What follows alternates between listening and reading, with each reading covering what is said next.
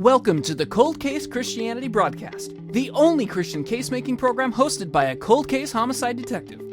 J. Warner Wallace has been investigating cold case murders in Los Angeles County for over a decade.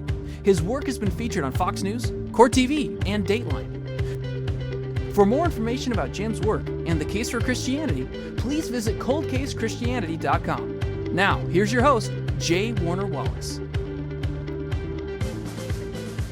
Welcome to Cold Case Christianity. I'm J. Warner Wallace.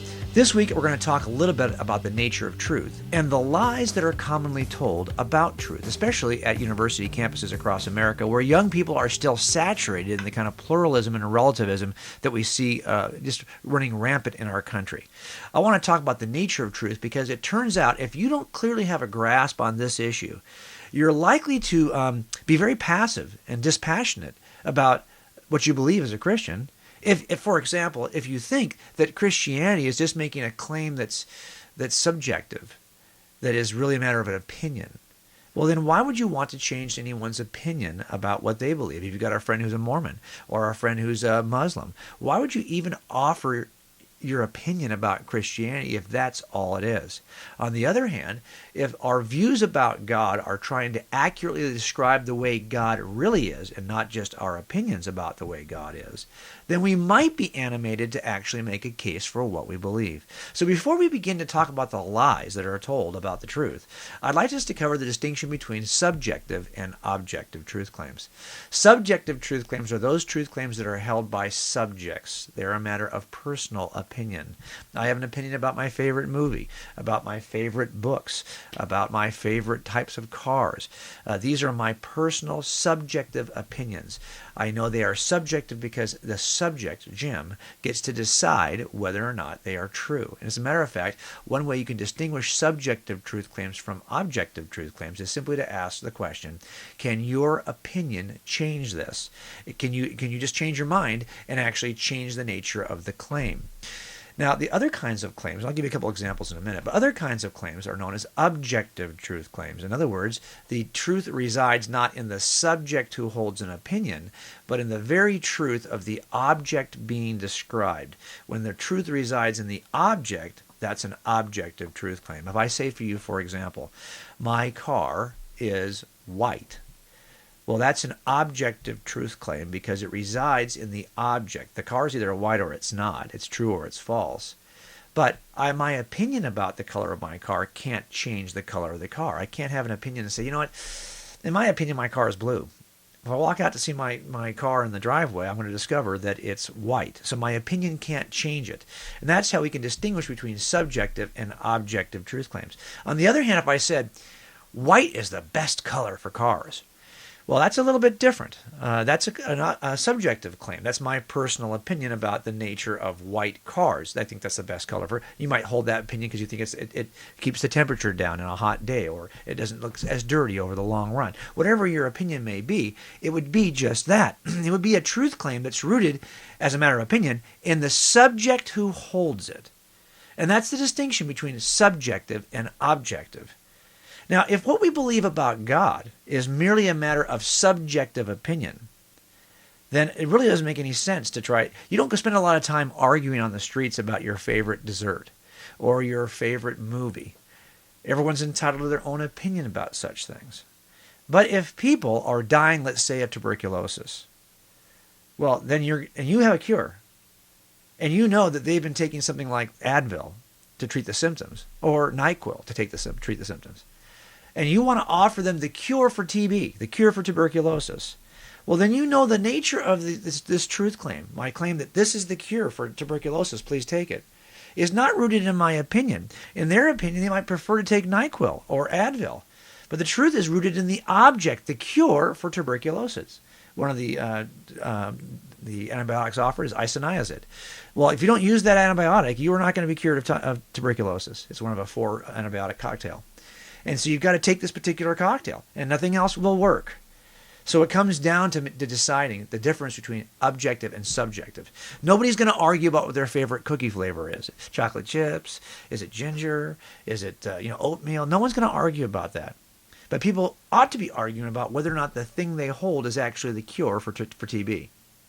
If you think that what you believe about the nature of God is just a matter of opinion and not the objective cure for what's killing all of humanity, you're going to be far less likely to share it. In my opinion, that's why we see so much hesitance about sharing the truth about Christianity. We still have a tendency to see it as a matter of subjective opinion instead of objectively true for all of us, regardless of our opinion.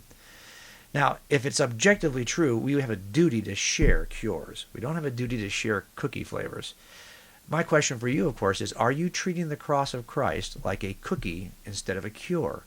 Are you treating it like a subjective truth claim, a matter of opinion, or are you treating it as an objective truth, like a cure for what's killing you?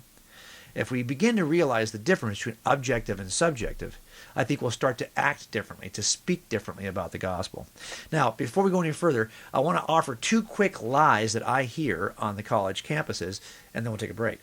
The first is this lie that there really is no truth, and no truth about the nature of God. But not only that, there's really not much truth objectively about anything. Everything, if you think about it, is a matter of perspective, perspectival truth. And you'll hear this sometimes when folks like Einstein here in his quote, "Truth is what stands the test of experience." Well, I mean, think about that. That makes sense. If, in fact, that is the case, and truth is what stands the test of experience, my experience is different than your experience. Therefore, my truth would be different than your truth.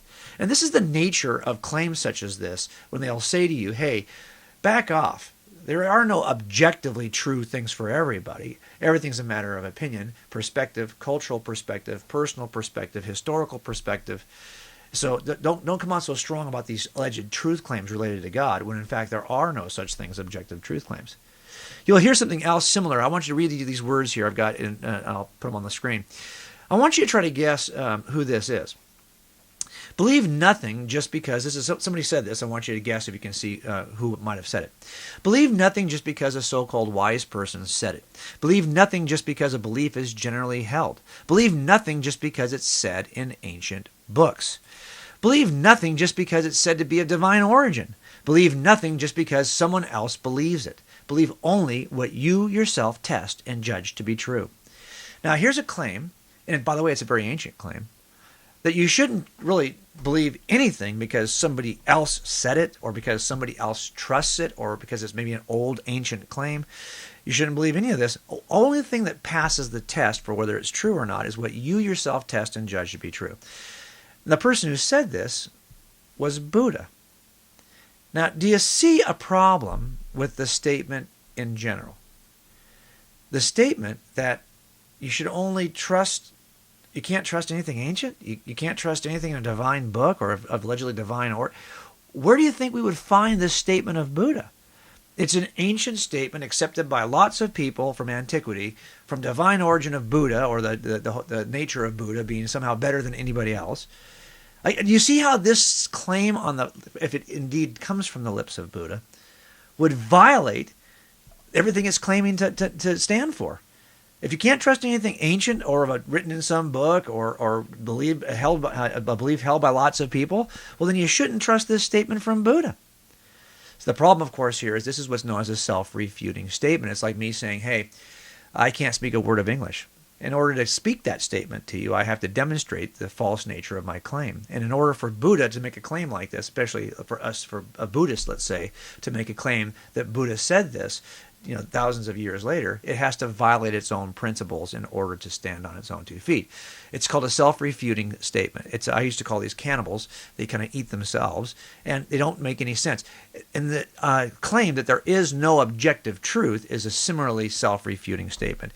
If someone was to say that, the first thing you and I would want to know is that true? Is that objectively true? Are you telling me that it's objectively true that there are no objective truth claims? Because there appears to be at least one, that there are no objective truth claims. Do you see the problem with it? It is self-refuting.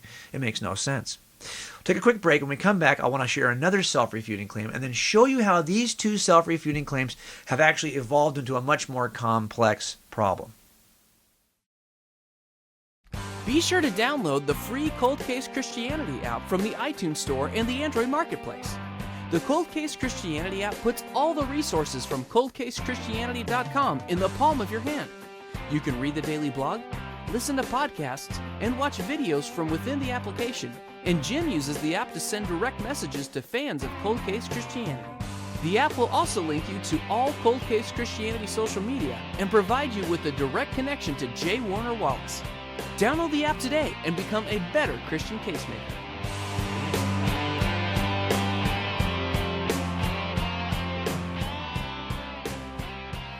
Okay, now once we've established that that truth exists, and by just using this little simple process of demonstrating a self-refuting truth claim, I think you might get people to say, well, even if there is truth and truth exists, it sure is arrogant of you Christians to think you could actually know what that truth is, especially about God.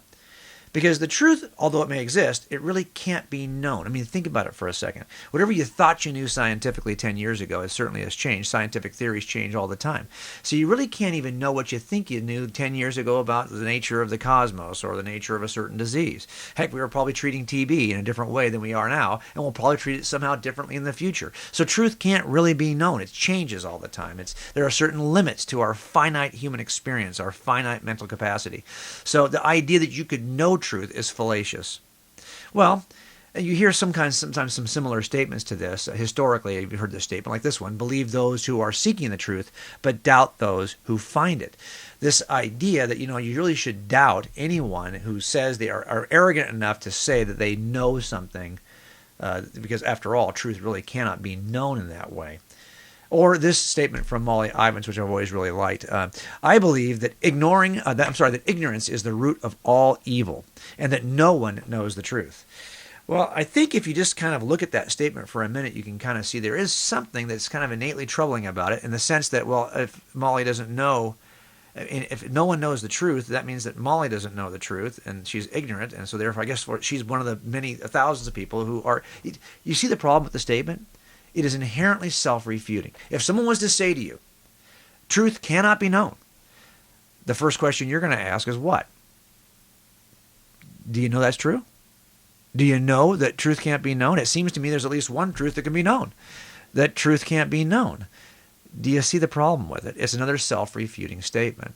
So here we have two examples of statements about truth that are, in fact, self-refuting. Look, this is the kind of ugly nature of truth to begin with. It's kind of like a safe falling out of the sky. You can deny it's there, you can make arguments about its nature, but if you don't get out of the way, it's going to crush you. That's the nature. It's a very unforgiving nature of truth. Truth is what truth is. And we can deny it, we can deny its existence, we can deny that it can be known, but in the end, we have to end up making statements that are themselves self-refuting, because the nature of truth is such that none of these things, the truth doesn't exist or the truth can't be known, are in fact truth. Those are two convenient lies we might like to believe about truth, because what that allows us to do, if objective truth doesn't exist, or if objective truth can't be known, then we really can't make a stand for anything, which is better yet, whatever we believe individually is equally true. If there is no objective truth about anything, everything's a matter of subjective opinion, then this is a great benefit it has for me, is that you can never say I'm wrong. And boy, then if I've got a view about how I want to behave in the world, if I've got a view about how I want to live, you're not going to be able to tell me anything about that view. It's right or wrongness, its moral nature. You won't be able to say you won't be able to make any judgment about who I am, what I believe, or how I live, if in fact I can get rid of this ugly little nasty thing called truth. Now that's the problem. And as a matter of fact, how it's evolved, I think, and there's a third claim, a third lie about truth that is emerged, I think, largely because of these first two. Because again, the effort here is to deny there are any objective truth claims in an effort to say, hey, whatever I hold, whatever position I hold, on a moral issue especially, is therefore simply a matter of opinion. Don't bother me. I want to live the way I want to live. I want to think the way I want to think. And I want you to embrace it as equally true. And that brings us to our third lie about truth, which is really wrapped up in the nature of tolerance and intolerance. There's a new cultural definition of tolerance. I'll put it on the screen for you. This new definition is not true, but boy, is it popular. And in many ways, it is very effective in eliminating the conversation altogether. So I want to read you the definition, and you see if you can see what's wrong with it. And remember, we've already talked about two self-refuting truth claims: that truth doesn't exist or that truth can't be known. I'm going to show you this, and I want you to tell me if you can see, in fact, a third a third self-refuting truth claim right here in the definition. Here it is, tolerance. All views, this is the new view, this is the new definition of tolerance. All views have equal merit, and none should be considered better than another. Now, do you see the problem with this? This idea of tolerance basically says that, hey, if you don't believe that my view is as equally meritorious to your view, well, then you're judging me harshly. You're being intolerant of me. You're not just you're supposed to embrace my view as having equal merit as your view. If there is no truth about anything, and everything's a matter of perspective, or if truth can't be known, well, this is the natural consequence of such thinking, isn't it? The idea that you should have to embrace everything as true because nothing really is objectively true, nothing objectively false. Everything's just a matter of personal opinion. The grounding for whatever we believe stops right here. We're the bottom line. So therefore, how are you to judge, to say your bottom line is more important than mine, or your authority as the bottom line is more authoritative than mine? So if this is the new definition of tolerance, I want you to look at it again. Tell me, do you see the problem with it? Do you see the issue that's being raised by this view of tolerance? In the end, if I was to come to this gentleman and say, hey, you know, I've got a view of tolerance that's a little different than yours. I don't think every view is true. I think some views are really bad. Some views stink. Some views are dangerous. And I think that they don't have equal merit. Some views, I think, should be rejected, and some views should be embraced. Now, that's my view of the nature of ideas. Can you accept that along with your view? Now, your view, I understand, is that all views are equally meritorious. I get that. My view is that all ideas are not equally good or bad. Can you accept my view as equal to your own? Of course, he's not going to be able to do that because his view is that, no, all ideas are equally meritorious, and my view is that, no, all ideas are not equally meritorious. But it turns out that his view requires him to accept my view as equal to his own, and he won't be able to do it. He won't do it. As a matter of fact, it's almost impossible to live out this view of tolerance. This is yet another self-refuting statement. It has got a problem because you can't live it. By making the statement, you're automatically judging that the opposing view to this is not as equally meritorious as this view. It's not as true as this view. It shouldn't be embraced as should this view. And that's the problem. This view of tolerance is, of course, just as self-refuting as the view of truth we offered before. Now, I wanted to show you the classic view of tolerance. It's a fair, objective, and permissive attitude toward those whose opinions, practices, race, religion, nationality, etc. differ from one's own. Differ. You're not to embrace every view as though it's equal to your own. You're allowed to believe that some views stink. You're allowed to believe that. As a matter of fact, if you embrace another person's view as equal to your own, you don't have to tolerate that person. You agree with that person. You only tolerate people you disagree with. And that brings me to the 3 Ds of tolerance. You need 3 Ds in order to have tolerance to begin with. You need a difference between the two views. You need a difference. You're not these are two separate views. Understand the differences. You need another D, a disagreement. It's okay to disagree. You can say, I think these are bad. You think those are good. We disagree on this. I'm not going to come to your side of this. I'm not going to embrace your idea as though it's good when I don't believe it is. There's a difference here, and I think we are at liberty to disagree. But the 3rd D is demeanor. You can't be a jerk toward those you disagree with. If you're going to be tolerant of somebody, you have to tolerate the disagreement. But you can't have tolerance without the disagreement. So I want to encourage you.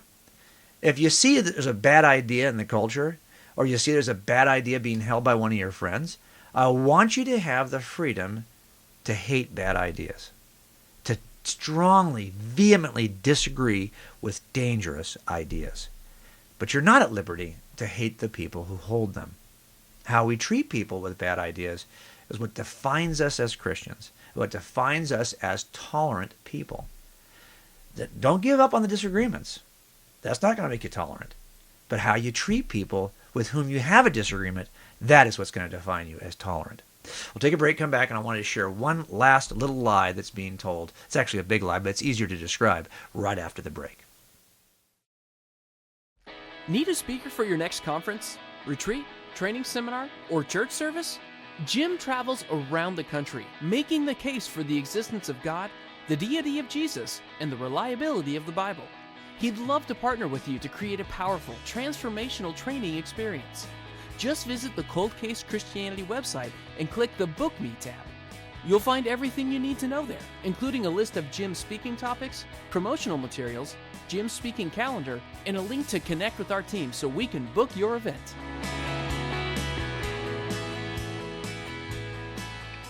Okay, let's finish with a claim, a lie that's being told in the culture about the nature of truth that really is kind of rooted in what has become known as Scientism. This idea that really, and this is growing in our culture, that I really can't trust that I know anything unless I can test this thing, test this idea with science. I've got to either be able to taste it, touch it. It's an empirical issue. It's some form of empiricism has to be used in order to know if something is true. And I would only trust those things. I've heard this all the time. People will say it kind of like this. I'm a scientific person. I'm a skeptical person, and I really trust science more than anything else. So unless I can demonstrate it with science, I don't think I can really trust that it's true. And you hear this all the time in a culture that's moving more and more toward show me or I don't believe it kind of an attitude. And this idea also I see it all the time in juries.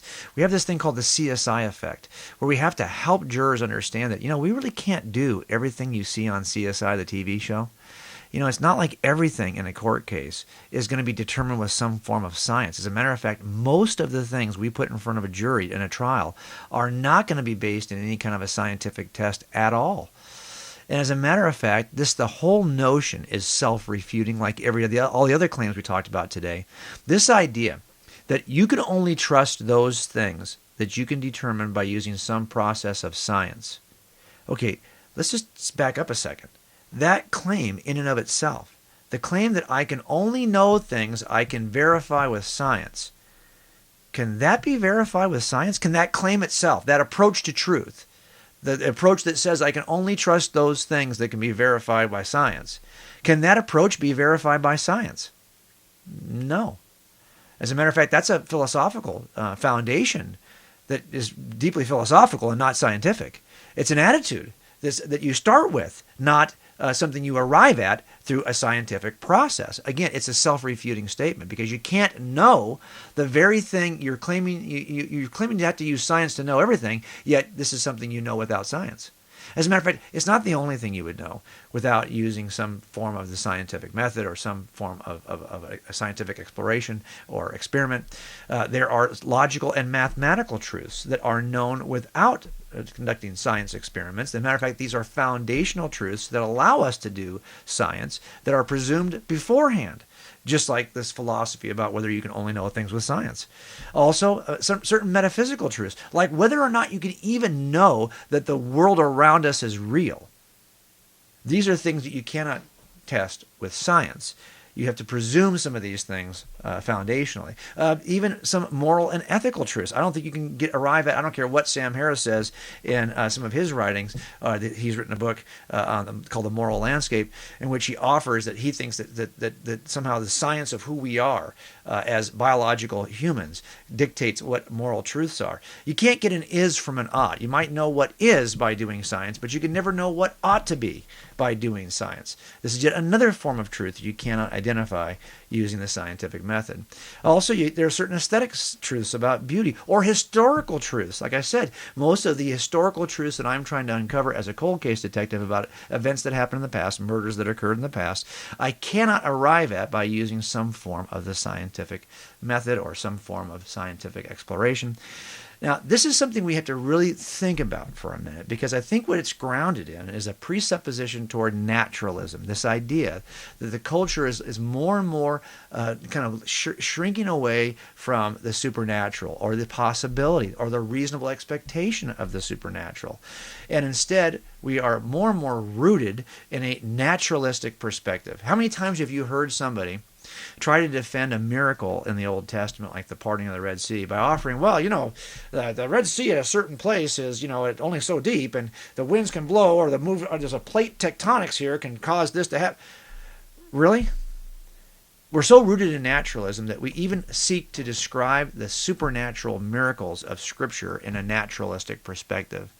We want to defend them from a natural... Look, if there's a God, the very biggest and grandest miracle he ever worked was creating everything from nothing at the beginning of the universe. The most incredible miracle in all of Scripture is not the parting of the Red Sea. It's not his first miracle, obviously.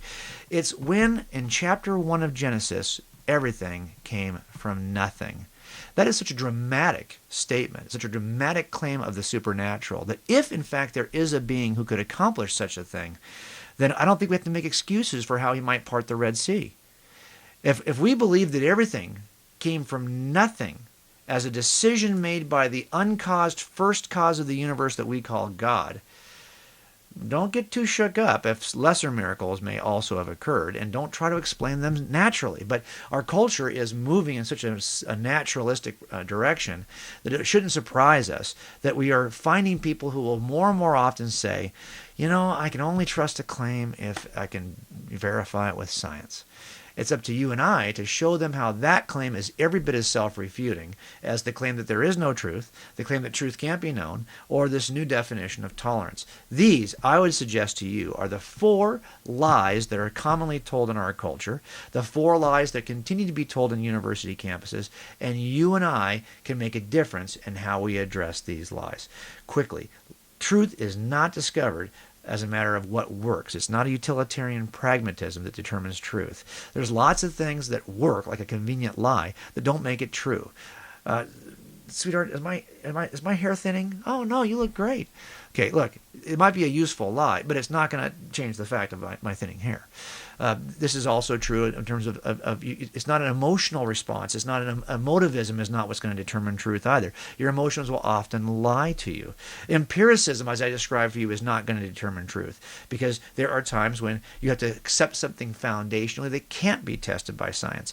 Truth is what we call the correspondent theory of truth. If what you believe corresponds with what really is, if I believe there's a microphone on this desk and I look over and oh my gosh, there is one, the relationship between what I believe and what is, that correspondence, one-on-one correspondence, is called truth.